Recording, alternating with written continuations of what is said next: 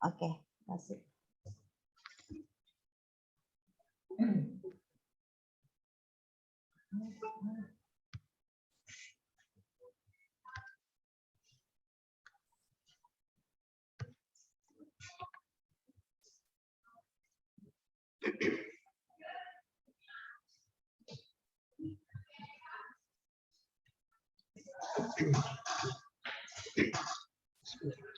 Assalamualaikum warahmatullahi wabarakatuh.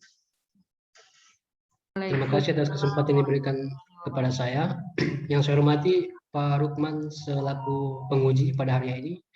Yang saya hormati Ibu Niputu Dewi selaku coach. Yang saya hormati Ibu Heldawati sebagai mentor. Dan yang saya hormati Ibu host, Ibu Endang. Baiklah, pada hari ini saya akan memaparkan laporan pelaksanaan aktualisasi saya dengan judul Optimalisasi penerapan triase kegawat daruratan di instalasi gawat darurat RSUD Jatiluhur Tinombol. Berikut adalah capaian pelaksanaan aktualisasi. Nah, capaian pelaksanaan aktualisasi ini alhamdulillah terlaksana dengan baik pada 4 kegiatan. Kegiatan yang pertama yaitu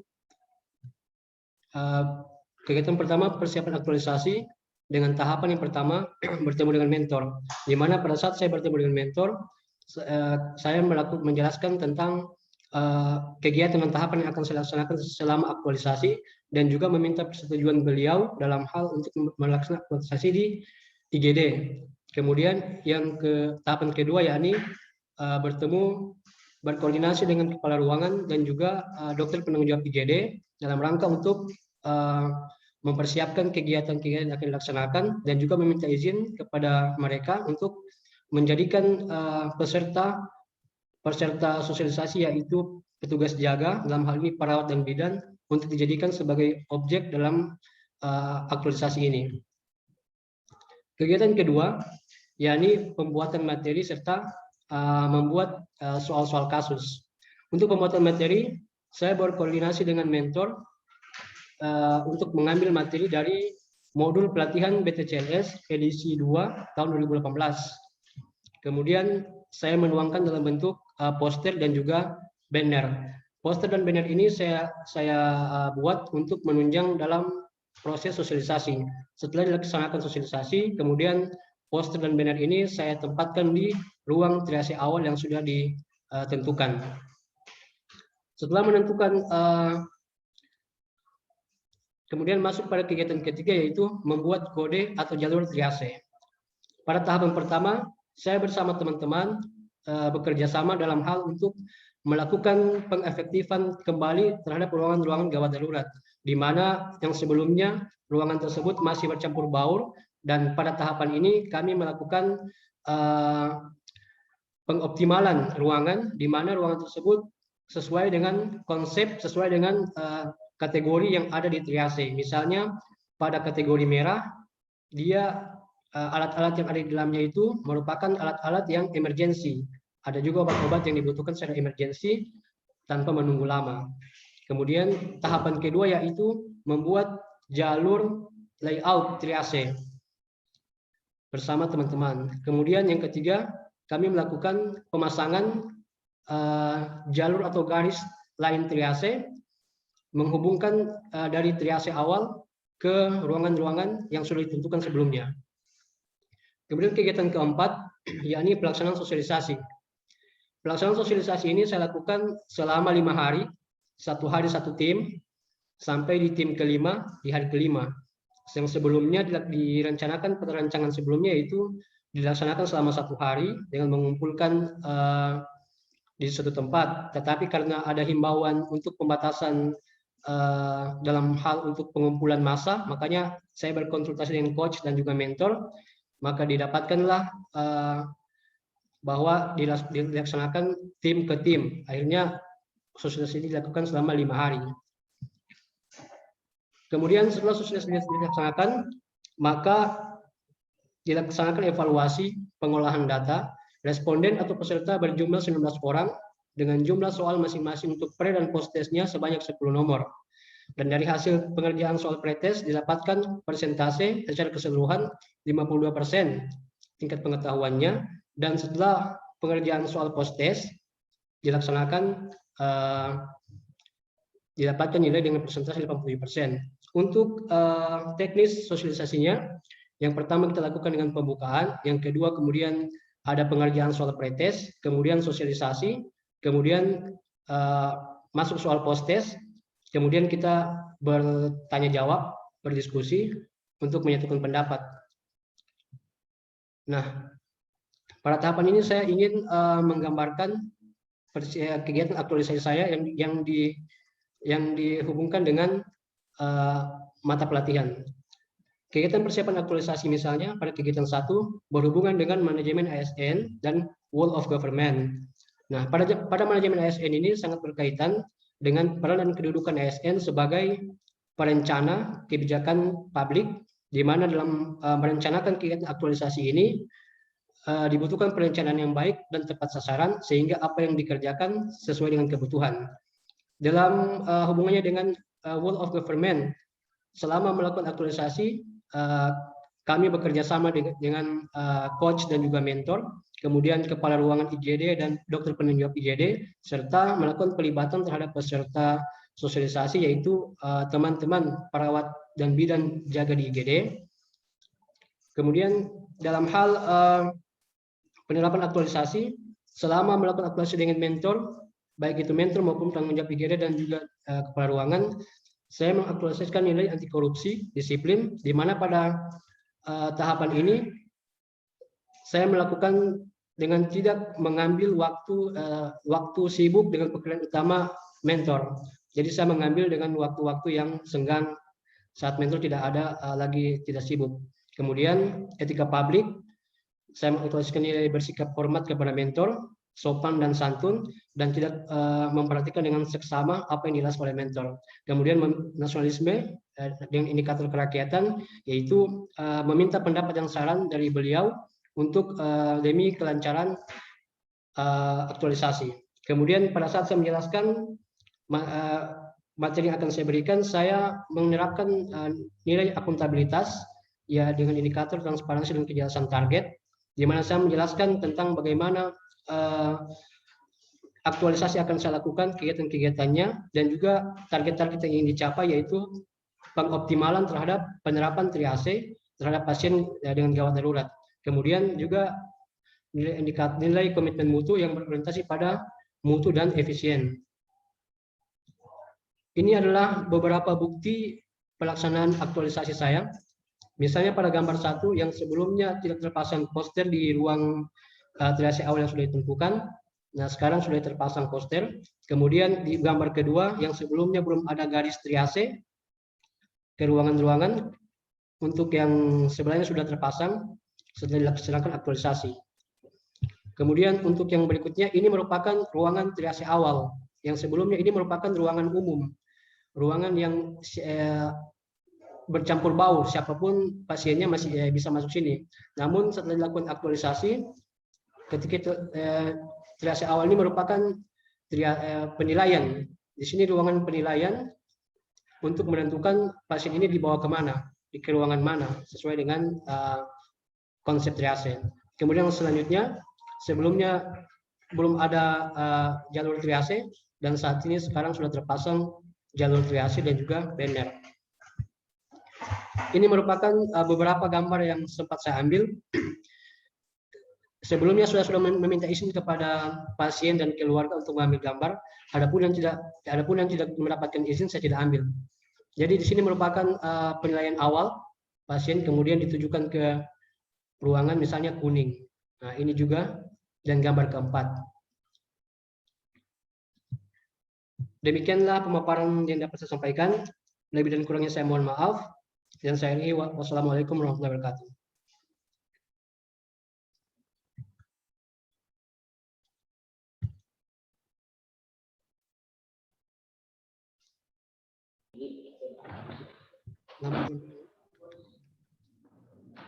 Terima kasih Pak Sofyan. Silahkan stop share.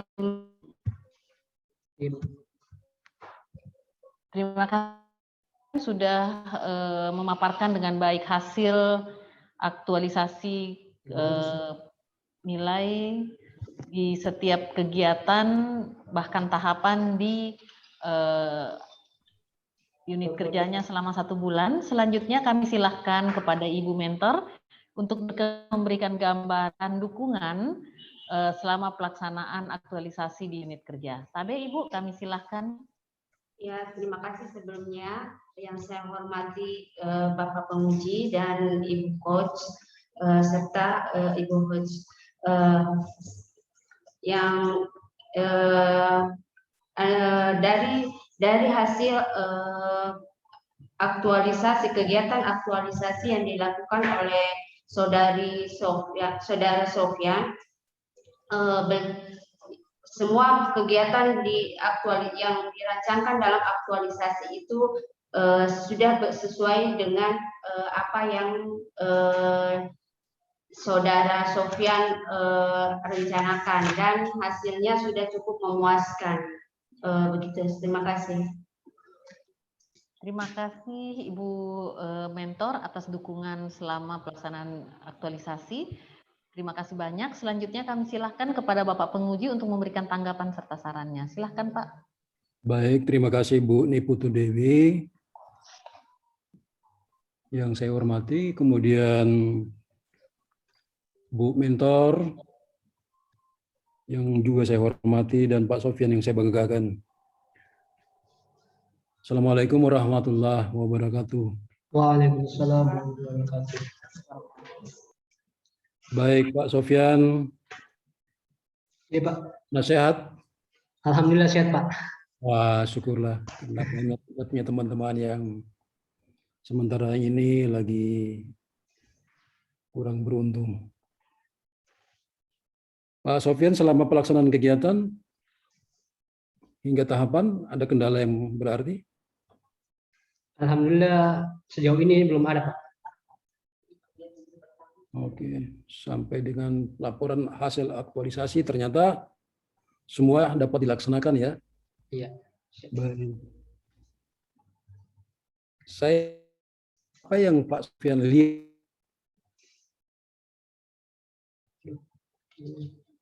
Jaringannya siapa ini?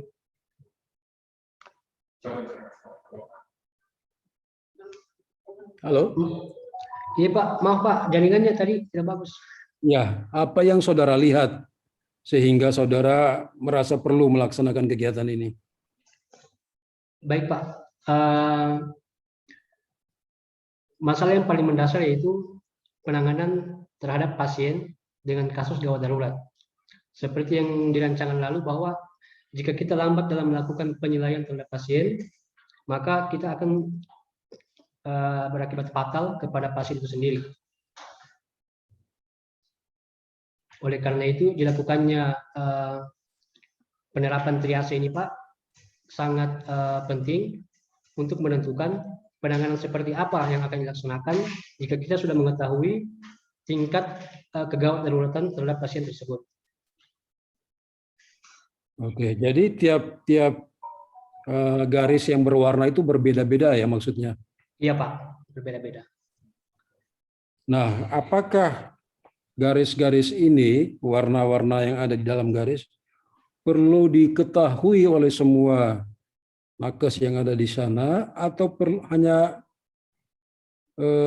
di tempat gawat darurat? Kalau yang untuk garis itu Pak, sebenarnya hanya untuk di IGD saja penempatannya. Tetapi secara umum, untuk pengetahuan tenaga kesehatan, khususnya perawat dan bidan, secara umum harusnya sudah mengetahui tentang hal itu, bukan hanya di IGD. Mengapa? Karena hanya IGD yang diutamakan, karena IGD merupakan pintu awal masuk bagi pasien. Jadi di sanalah ditentukan pasien ini seperti apa. Kalau sudah ke ruangan-ruangan Pak, itu sudah melalui proses yang panjang sudah. Jadi untuk yang pertama di IGD. Jadi rujukannya dari situ ya, dari setelah ruang gawat darurat, penanganannya seperti apa, kemudian tindak lanjutnya seperti apa ya? Iya, begitu Pak. Baik. Selama pelaksanaan kegiatan ini, apakah saudara melihat pasien yang dalam keadaan perlu penanganan segera? Kemarin Pak, saya kan minggu lalu baru selesai melaksanakan itu Pak. Jadi rencananya saya dengan teman-teman akan melakukan kayak mengambil gambar begitu Pak sebagai bukti bahwa dipakai di ruangan gawat darurat. Tapi rupanya belum ada yang masuk di ruangan merah itu Pak. Yang ada cuma di kuning sama hijau, yang kategori kuning sama hijau. Jadi yang merah sampai dengan ini belum dipakai. Ya, kita bersyukur kalau merah tidak dipakai ya. Yang penting garisnya sudah ada. Iya, sudah. Kalau Ya. Ya, jadi apa yang saudara dapatkan dari nilai-nilai dasar PNS yang terkandung di dalamnya? tentu Pak, yang pertama adalah tanggung jawab, di mana pada saat saya melakukan perancangan sebelumnya, saya merencanakan untuk membuat segala hal, dan alhamdulillah dengan tanggung jawab itu bekal nilai dasar tersebut bisa terlaksana dengan baik. Kemudian bagaimana kita menerapkan nilai etika publik yang berhubungan dengan kompetensi. Di situ dibutuhkan juga kompetensi untuk melakukan perencanaan sesuai dengan peraturan-peraturan yang ada dan juga sesuai dengan materi-materi yang ada. Kemudian dari segi nasionalisme Pak sangat dirasakan karena ini berhubungan dengan pendapat orang banyak yang disatukan, berhubungan dengan kerjasama antar teman, baik itu rekan kerja maupun dengan kepala ruangan maupun dengan dokter. Begitu Pak. Baik, tentu berhubungan langsung dengan manfaat. Nah, manfaat yang saudara rasakan sebagai CPNS, apa? Kemudian coba jelaskan manfaatnya bagi organisasi. Manfaat sebagai CPNS merupakan suatu peningkatan wawasan Pak dalam hal untuk menciptakan lingkungan kerja yang lebih akuntabel, lebih dapat dipertanggungjawabkan. Di mana pada saat kita melakukan penilaian tentu akan berakibat pada kepuasan terhadap diri sendiri utamanya. Kemudian bagi organisasi ini merupakan penanganan yang efisien kepada masyarakat agar masyarakat tidak menunggu terlalu lama dalam hal untuk mendapatkan penanganan baik itu gawat darurat maupun tidak. Ya, ternyata walaupun sederhana tapi cukup berarti ya dalam rangka bagaimana mempercepat penanganan pasien-pasien yang sifatnya darurat. Ya, Pak. Ya, semoga nilai-nilai ini terus bisa digali oleh Saudara Sofyan dan kemudian ditularkan kepada teman-teman bahwa apa yang saudara dapatkan selama dalam pelaksanaan kegiatan Latsar dapat mencerminkan kehidupan saudara di tempat bekerja dan kemudian dapat menularkan nilai-nilai yang diambil, yang didapatkan di sana. Saya kira itu saja untuk Saudara Sofyan. Terima kasih. Saya kembalikan kepada Ibu Putu Dewi. Assalamualaikum warahmatullahi wabarakatuh. Waalaikumsalam warahmatullahi wabarakatuh. Terima kasih banyak Bapak Penguji atas saran dan tanggapannya. Saya apresiasi kepada Pak Sofyan. Alhamdulillah, semoga bermanfaat segala hal yang sudah dilakukan dan menjadi amal jariah bagi kita semua. Amin. Dan insya Allah terus ya melakukan habituasi karena pelatihan itu hanya awal, tapi yang sebenarnya secara keseluruhan yang kita jalani dalam senyatanya itu di saat setelah kita aktualisasi nilai selama 1 bulan. Siap. Ibu Penguji, Ibu Mentor, terima kasih sudah mendukung. Alhamdulillah. Terima kasih banyak dan saya kembalikan ke Ibu Host. Tabe Ibu Host. Baik, terima kasih Ibu Putu Dewi.